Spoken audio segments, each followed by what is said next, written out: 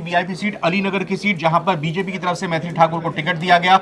मैथिली ठाकुर से जब मीडिया ने बात की तो उन्होंने शुरुआती तौर पर कहा था कि मुझे पहले 2-3 दिन तो ये समझ नहीं आया कि मैं कहां फंस गई हूं, मुझे अजीब सा लगने लगा कि आखिर किस तरह से मैं राजनीति में आ गई। लेकिन उनका उसके बाद ये बयान सामने आता है और बिल्कुल मंझे हुए राजनेता के तौर पर कि मैं अपनी इन बहनों के लिए, अपनी इन माताओं के लिए चुनाव लड़ रही हूं, यानी कि वो भी धीरे धीरे 2-3 दिन के अंदर ही राजनीति करना सीख गई थी। क्या स्थिति इस वक्त यहां पर दिखाई दे रही है? मैथिली ठाकुर एक यंग है, नई लड़की है, बहुत कम उम्र में जिन्हें विधानसभा का टिकट मिल गया और ये कहीं हद तक खुशी की बात भी है, क्योंकि मैथिली ठाकुर ने कहा था कि वो अगर इस चुनाव में जीतती हैं तो वो अपने लोगों के लिए काम करेंगी, महिलाओं के लिए। यहाँ बड़ी बात है, कई लोग ये भी कह रहे थे कि भाई नई उम्मीदवार है, 20-20, 30-30 साल का जिन्हें एक्सपीरियंस है, उन लोगों के सामने मैथिली ठाकुर का टिकना बहुत ही मुश्किल है, क्योंकि एक नई लड़की जिसने कभी राजनीति का कोई अनुभव नहीं है, और राजनीति जिसे कहा जाता है कि ऐसी गंदगी भी है जिसको फेस करना हर किसी के बस की बात नहीं होती। ऐसे में मैथिली ठाकुर के ऊपर कई लालछन भी लगे, लेकिन इन सब के बीच भारतीय जनता पार्टी की तरफ से मैथिली ठाकुर सबसे आगे चल रही है। करीब 19,000 वोट मिल चुके हैं मैथिली ठाकुर को अब तक, और ये आरजेडी के विनोद मिश्रा से करीब 7,833 वोटों से आगे हैं। और सबसे बड़ी बात ये, 5वें राउंड की गिनती में करीब 8,000 वोटों का मार्जिन मैथिली ठाकुर ने बना रखा है। तो यहाँ अगर ये कहीं कि अगर ये रफ्तार रही रुझानों में तो फिर मैथिली ठाकुर की जीत निश्चित है।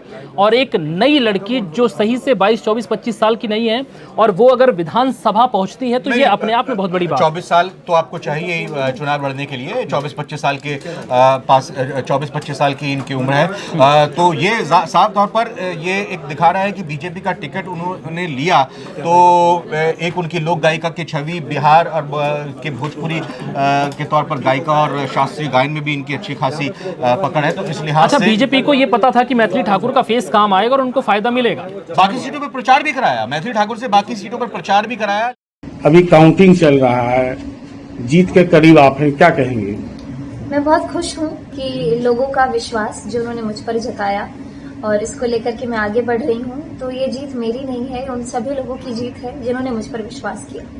खास करके युवाओं मतदाता जो थे वहाँ पे काफी बढ़ चढ़ कर हिस्सा ली, खास करके लड़कियाँ, तो क्या संदेश देना चाहेंगे? ये बिल्कुल एक समाज में एक ऐसा चेंज जो माननीय मुख्यमंत्री जी बिहार में जो लेकर के आए, लड़कियों को सेफ महसूस कराना और लड़कियों को जो रिप्रेजेंटेशन मिलना चाहिए उस चीज को लेकर के, मतलब महिलाओं के लिए जो उन्होंने काम किया है, इसने मेरी जर्नी को आसान बनाया। और जितना नरेंद्र मोदी जी को लोग प्यार करते हैं, ये पूरी जर्नी में मुझे बहुत राहत मिली, क्योंकि लोगों का विश्वास उन लोगों के साथ है, हमारा एनडीए सरकार के साथ है। तो क्या कहेंगे अंत में? अंत में यही कहना चाहूंगी कि ऐसे आशीर्वाद बना रहे, और ये तो मेरी लड़ाई तो अब शुरू होगी।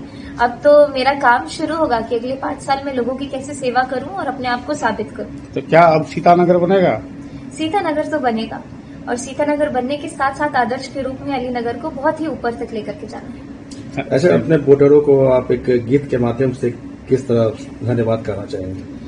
अपना किशोरी जी के टहल बजे बई हे मिथिले में रह गई, हमरा ने चाही चारों धाम ही मिथिले में रह गई। और इसके साथ एक बधैया गीत सुनाऊंगी। बधैया बाजे आंगने में, बधैया बाजे आंगने में, बधैया बाजे आंगने में, बधैया बाजे आंगने में, बधैया बाजे आंगने में।